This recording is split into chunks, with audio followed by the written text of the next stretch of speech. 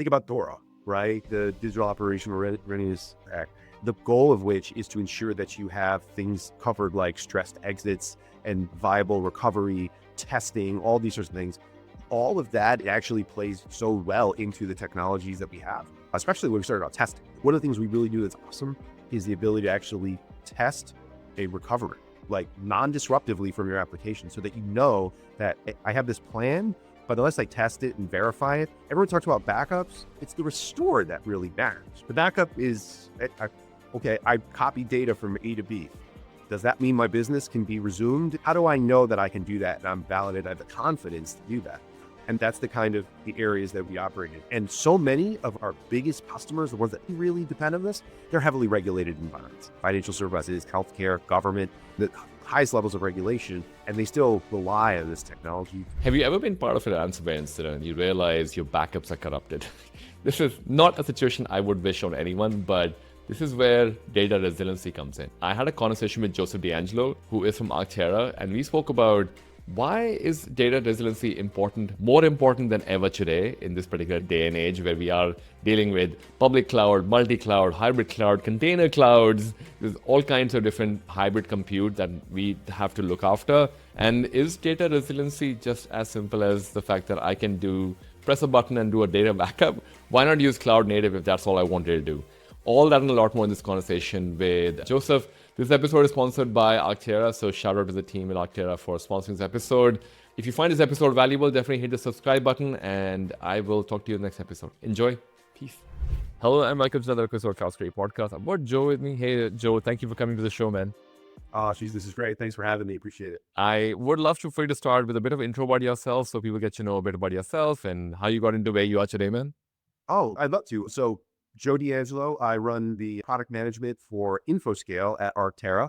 I hail from the upstate New York. I live in Rochester, New York, and I've been in the IT industry now for almost 25 years. Started in college, did the goal computer science, moved into a customer role for a few years. I've been working with partners, consulting, and for the last almost 15 years, I've been at Semantic, Veritas, and now Actera, all the same company, just transformed over the years, helping customers work through some of their most challenging disaster recovery, software enterprise storage, and cyber resiliency challenges.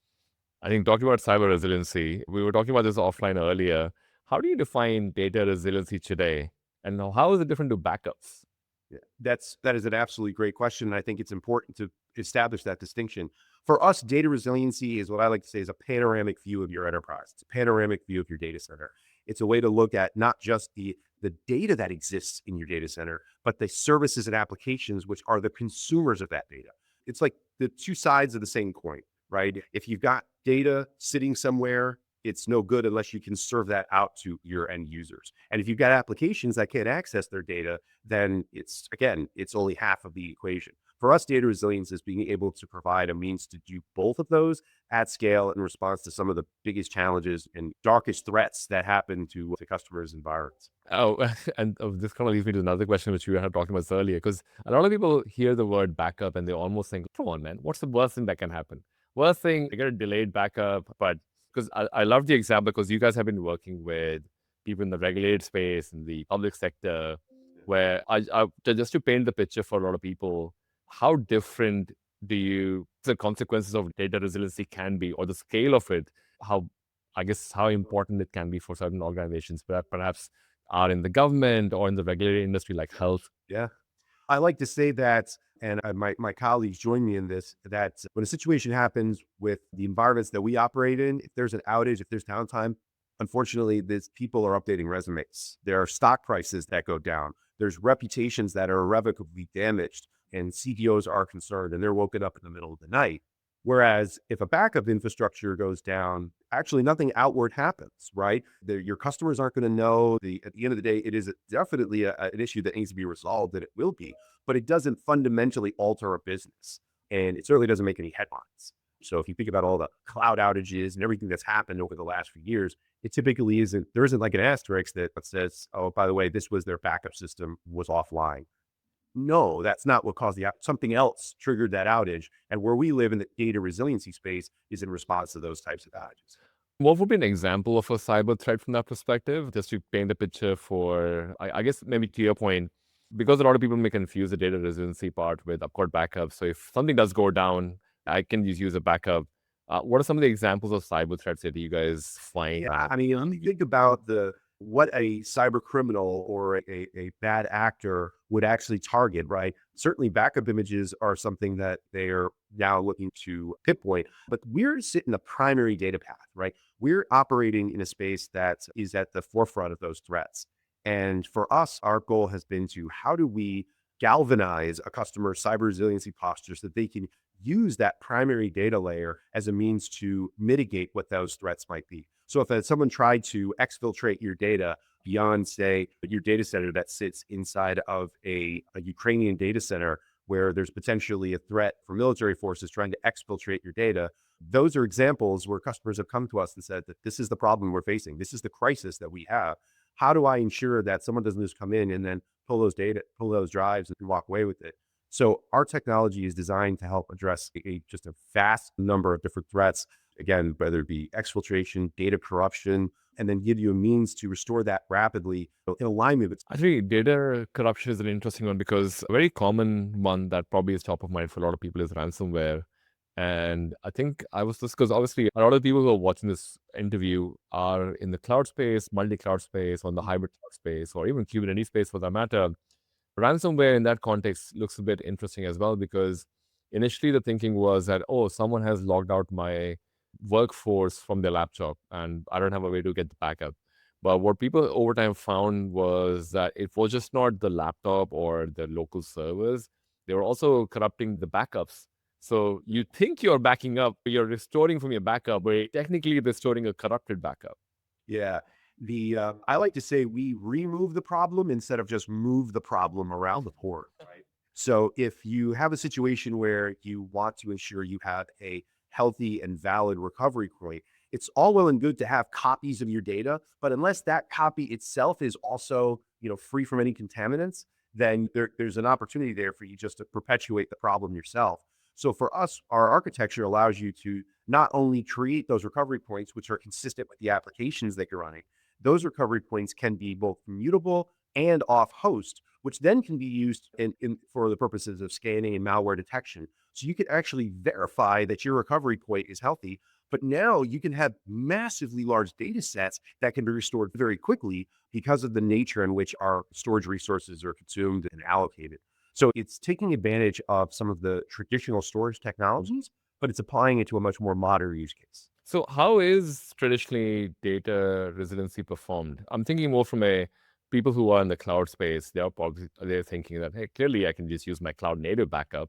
Sure. Why do I need a special thing for this resiliency part? I'll say this much, and this is a very commonplace expectation, is that when you think about the public cloud, there's this notion of shared responsibility. And it's a very important concept to recognize. And that is, as a tenant or a consumer of cloud resources, you have a responsibility to certain things, especially the applications that are in the cloud. For the cloud itself, the infrastructure and the network, the cloud provider is responsible for the resiliency of the cloud. But at the end of the day, there is a brick wall at a very opaque layer between that infrastructure and your application. Meaning, there is nothing the cloud provider is going to do for you if your application faults. There's nothing the cloud provider is going to provide you if you have a failure of your application service, right? It's a blue screen. Anything along those lines are completely abstracted from the cloud provider. And the shared responsibility model mandates that you implement solutions to help address that. Our goal has been to bridge that gap so that customers can have the levels of availability, the levels of resilience, and the levels of durability in the cloud, regardless of what that threat may be. All right, to your point, it's more because I guess because when you said that, the first thought that came to mind was, oh, maybe so is that primarily a concern for a large enterprise, regulated bodies, or should smaller companies also think about this as well? Honestly, I think everybody should be thinking about this, right? It is the most consequential impact that anyone consuming cloud resources is going to face, right? If I have an outage, if I have some kind of downtime, what am I going to do to restore this? And many cases, and the cloud providers themselves, they are very upfront about this, right? It doesn't matter if it's AWS or Azure, or GCP or OCI, they all have their shared responsibility. And so it doesn't matter if you've got one application or 1,000 applications. If that application matters to you, right, it means something to your business. And if it goes offline, will have some sort of negative impact. This is stuff you got to be thinking. And to your point about the concept of how is this done today, I'm curious because it, I would have thought, a lot of times people would think about data like that's a solved problem, right? Why are we still talking about 2025? Why is There's, this there's a no problem today? 1,000 different tools out there that could move a bit of data from point A to point B, right? Replicated. There's a Yeah. thousand technologies that do that, but there are not 1,000 technologies that will look at that and say, how do I take your business or your enterprise and make sure if it was running over here, now it's also running over here, right? It's not just moving blocks of data from A to B. It's about that, the expectation of what those services are, the applications, the tapestry of things that you need to run your business. Look at your enterprise and say, what is most consequential to you? Are you trying to maintain the cost structure? You're trying to maintain your reputation. You're trying to maintain your customer satisfaction. Whatever those outcomes are, we want to make sure that you can continue those going into whatever your disaster recovery plan is, or even a local type of recovery. Actually, how is there a compliance framework that attached to all of this? I imagine a lot of people also thinking that, okay, we're primarily talking about public sector or companies who are in the regulated space like health sector. Is there any compliance requirement that drives data resiliency? Think about what's most recent. Think about DORA, right? The digital operational readiness, the goal of which is to ensure that you have things covered like stressed exits and viable recovery, testing, all these sorts of things. All of that actually plays so well into the technologies that we have, especially when we started out testing. One of the things we really do that's awesome is the ability to actually test recovery, like non-disruptively from your application, so that you know that I have this plan, but unless I test it and verify it, everyone talks about backups. No, it's the restore that really matters. The backup is, okay, I copy data from A to B. Does that mean my business can be resumed if something goes on there? How do I know that I can do that and I'm validated, I have the confidence to do that?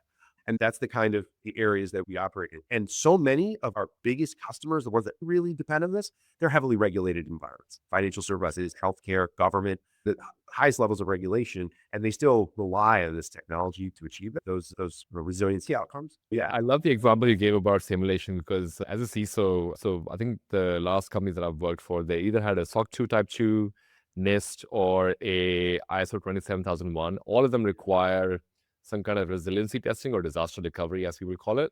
Yeah. And the most simplest test used to be that, hey, I get a developer or a SRE or someone, and basically someone from my team and someone from their team, we just come together once every 6 months or once every year, and we just do what you said. We take the backup from one place to the other and could sing kumbaya after that. I have a funny story about that testing. When I first Yeah. started in my career, one of the things that we did for DR testing is we get into the conference room, we sit around our table, there'd be somebody who's the database teams, we have the network team, somebody from leadership would all get there, and we not literally spin a golf tee, but figuratively spin the golf tee, point the finger and say, okay, you had the day off. Yeah, but what? Like that person cannot be part of this recovery plan because they're not available because they suffered from the same fate. They were in the data center when the meteor hit it. Now I know that's a very morbid example, but it's actually fine because the numbers got off, and but we still had to realize that we cannot rely on tribal knowledge. We can't rely on somebody knowing that one script with that one tool and that one process and with the commands and everything. No, it's got to be documented, it's got to be tested, it's got to be verified, and it's got to be repeatable. And that was drilled into me years and years ago. And our goal has been always to create solutions that give you that luxury of doing that, right? Automating it, making it repeatable, making it scalable, making it intuitive. So how much has it changed from what it used to be, and where is this data resiliency going? Yeah, that's a great question. I think traditionally data resiliency was focused on this notion of protecting from fires, floods, fault lines, and fat-fingered commands. It's an alliteration I use all the time. Yeah. That's the truth. Everybody was worried about something that was maybe a little bit more tangible. I could put my hand on a server and say, oh, this disk drive failed, or this memory DIMM went out, or this network out, something that could manifest in a way that you could visualize. What we've changed now is the threat, the one that's most consequential, is somewhat ambiguous, right? It's this notion of cyber attacks and ransomware attacks, which they don't discriminate anywhere. If you don't live in a floodplain, you're probably not going to, data center's not going to flood, right? But a ransomware attack is going to come for any data anywhere in the world. It doesn't matter. So having to establish a posture which prevents from a cyber threat or gives you an out or a means to mitigate, that's the primary challenge. And then everything else, those are all now implicit, right? So like, you get the DR, you get the meteor shower, the flood, the fault line, and all that sort of stuff. You get that implicitly. Whereas before, people were somewhat challenged in these types of recoveries. Every time people talk about having a non-cloud native solution, a lot of times people talk about the operational complexity that comes with it. Yeah. How are data resilient softwares, for lack of a better word, is supposed to be part of cloud environments or multi-cloud environments where it's not to what you said. If my job is on the line, pretty much every time there is a glitch, Yeah. even for a second, that sounds pretty intense. I'm just thinking of extreme scenarios just to paint the picture for what I mean, because that's an extreme scenario for you don't want any kind of latency or complexity added to the existing complex. No, we want to be an agent for progress, not just change. We don't just want to do something different. We want to do something that actually helps the environment. What we're finding is that data centers are just increasing in their heterogeneity, right? The diversity in the data center is only going up. You're not seeing things that are homogenous anymore. And with that, though, comes a very important need for automation. So for us, our goal has been about addressing the scale across a diverse set of ecosystems, consistency in terms of the capabilities, the functionality, and the outcomes, right? But then we're not disavowing the fact that you're going to do things slightly differently in, say, a Kubernetes cloud native container world versus a physical server world. You might do something slightly different in AWS that you would in Azure. You might do something differently on Linux that you would on Windows. But where is the overlap that we can provide those efficiencies? And that's the goal, right? That's what we've always been championing. And do you find that the need for being native? Because I think there was a whole conversation about when at least the cloud wave was forming decades ago now. A lot of them was talking about, hey, traditional solutions for backup don't really work in the cloud space. There needs to be a better way to approach this. I think what's the way these things can be Evolve or dissolve? Is that? I guess how has it evolved for data resiliency in the cloud space? Because I feel like, to your point, maybe people like having agents now. Earlier, I remember, and this is going back way back, installing anything on your laptop, which was more on top of what you already had, was like a Layer upon layer. I use the roof analogy. How many layers of shingles can you put on this thing? literally, yeah, yeah, You got to get yeah. under full roof tear off at some point. Completely get it.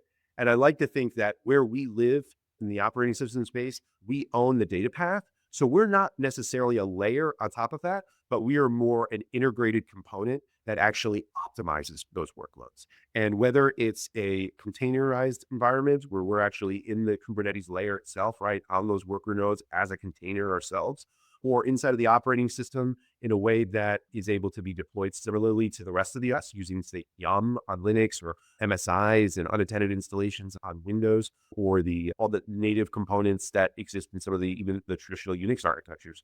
That complexity makes me also think that does that mean the need for resiliency is also evolving? Like the way data defenses happen need to be more real time, needs more application aware. Is there the complexity that is there in these days where you mentioned containers, you mentioned a lot of enterprises are already hybrid. They probably have a private cloud, public cloud, multiple clouds, and doing data resiliency across the board. Is this evolving there as well in terms of if a container, that's like a workload that may not exist by the time I get to it? Yeah. In the situation with containers, and while naturally those began as more an ephemeral type of technology, like any good technology, it gets co-opted for persistent, stateful workloads. Think about virtual machines, right? Everybody's like, "Oh, dev test environment." Now, virtual machines are all people want to deploy for their most production, high sensitivity and highly critical workloads. So the same thing is happening with containers from a cloud data perspective. So you need stateful storage resources, you need persistent storage capabilities, but you also need to be able to provide the means for disaster recovery and optimization. But then you have to take it to the next level to make it consistent with the application that's constituent inside of those containers. So for us, it's just been a natural evolution, a new platform, new challenge, yes, but it's the same story, right? I'm a big Marvel guy. I love those movies. And when they announced that Robert Downey Jr. was going to play Dr. Doom, what did he say? New mask, same task. Love that line. Love that line. For me, it's for us, it's the same thing. New platform, same text, right? It's resiliency, optimization, migrations, right? That's another one people talk a lot about. That could become somewhat of a very challenging conversation, right? How are I moving to these new environments? Or how do I evacuate myself or extricate myself from these environments too? That's a big part of this as well.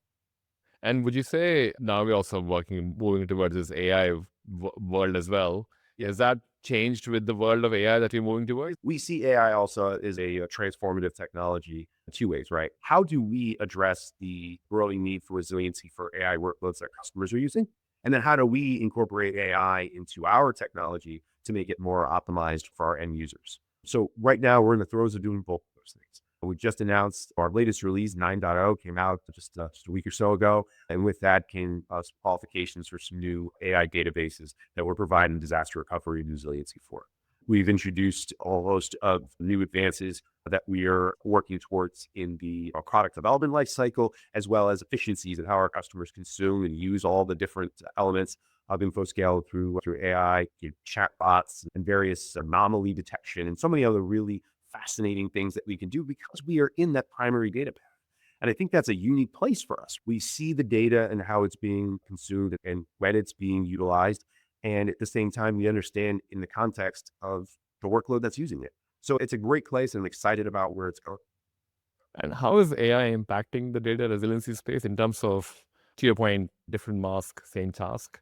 In terms of how are you seeing AI kind of change the need for how data resiliency is done in environments? Yeah. What I will say this is that fundamentally, it has not necessarily altered the outcome, right? In that you still need to make your business highly available. Your enterprise needs to be resilient. It needs to address any of the challenges that you may have in terms of resuming your business somewhere else, whether it's an AI workload or a web server. It doesn't, at the end of the day, if it's critical to your business, it needs to be accounted for. I think that what's happening is that the speed of how everything is coming out is just increasing exponentially. So the expectation is that things are supported faster, that they're optimized, that there is little in terms of delay, in terms of integration. And the expectations are things happen a lot more expeditiously. But ultimately, though, like I said, different math, same task, right? We have to make sure. Yeah. Because I was going to say one of the biggest things that people think about from a data resiliency or data backup perspective is also the trust and recoverability is the two things that I always think about where I trust that my backup is available. And recovery is also on the fact that, but to your point about the example that we gave for ransomware earlier, we should still be able to recover irrespective of the disaster we face. Are there any cultural challenges that come as part of being more data resilient? I'm thinking for the CISOs out there who are building this, either they're making this shift towards what would data resiliency look like in an AI world, or perhaps in the hybrid cloud world or a container world they're moving towards. What is some of the challenges, whether it's cultural or technical, that you face normally? Honestly, I think there's just less tolerance for not just less tolerance for downtime, but less tolerance for fragmented operations. I think there's less tolerance for bespoke recovery methodologies. I think at the end of the day, CISOs and CTOs are looking for ways to optimize how IT is now a business function and not just some cost structure that we have to put out, right? So what do we do to make it more efficient? What do we do to make it more reliable? What do we do to make it a driver for growth for us? So in that regard, I think that's changing a lot of the perspective, but then it's just making it that much more critical to your business as opposed to just some supporting function. So that's changed, I think, a lot over the last year. Certainly it's changed in my career where there was at a time where people are like, okay, we have our very fixed IT budget and it's very focused and people didn't even know what was going on in the data center. And it was now it's like you've people at home are operating with as much compute capacity and storage as was, in the early 2000s, that were an entire data center. So that's changed. But it's at the end of the day, I think that there is a need for those decisions that get made about the business. You need to be able to not moor yourself or anchor yourself to one decision about a platform, right? There needs to be a reverse gear, some of us like to call it, or an exit strategy. Think about the adoption of the cloud, how that so rapid expansion. what's the biggest topic in the cloud right now? There's a lot of repatriation discussions going on. People, I call it the cloud hangover, right? You woke up after the pandemic, you're like, oh my God, I have AWS or I have Azure, I have GCP. Listen, those technologies are remarkable and they change the way that we consume compute and storage. But there's also customers out there going, hey, I might be able to do this a little bit cheaper on-prem, and I need tools to help me bring me back. So those kinds of decisions, I think, are also factored into it. That's awesome. That's most of the, I guess, the interview technical questions I had. I was mentioned you guys are at Red Hat as well this year. You want to talk about that as well? Sponsor. I'm super excited about that. We're a sponsor at Red Hat. I don't know the booth number, but we will be there. It's our first event that we've hosted where InfoScale is the primary participant. This is the first time in my career where I've had that opportunity. And I think that's another example of why the separation from Veritas. But on display will be all these capabilities, especially our recent announcements around our OpenShift virtualization support and customers looking to ensure that they have an optimized experience within that decision of moving from maybe a different hypervisor over to OpenShift VM and making sure that it's resilient, it's optimized, it's coverable, all those pieces that are necessary again, those stateful, persistent examples. Awesome. I've got 3 fun questions I've got for you as well. The first one being, what do you spend most time on when you're not trying to solve data resiliency problems in the words? What do I spend time on? I mentioned I'm a big movie buff, so that is definitely my guilty pleasure. But honestly, it's just being with my family, and my 3 kids are super into their activities now. So it's whether it's caddying for my oldest son when he's playing golf, coaching my other son in basketball, or watching my daughter perform in our dance competitions. Those have really been a big priority for me. It's just awesome. That's awesome. Second question then, what is something that you're proud of that is not on your social media? Something that proud of with social media? I'm a published poet. I love writing. It's something that I picked up in college, and it's something I've always enjoyed. And I've had a few things completely non-technical published, and I'm proud of that. So you're a published poet. I don't put any of that stuff on social media. There's a book of poetry that I've been published in that came out. It was a number of years ago. But yeah, I always was quite happy about that. And this, like I said, work started in college, and I've always just maintained it. That's great to hear. Final question. What is your favorite cuisine or restaurant that you can share with us? Oh, favorite cuisine or restaurant? Anybody knows me, I'm just a pizza fanatic, right? So I love pizza.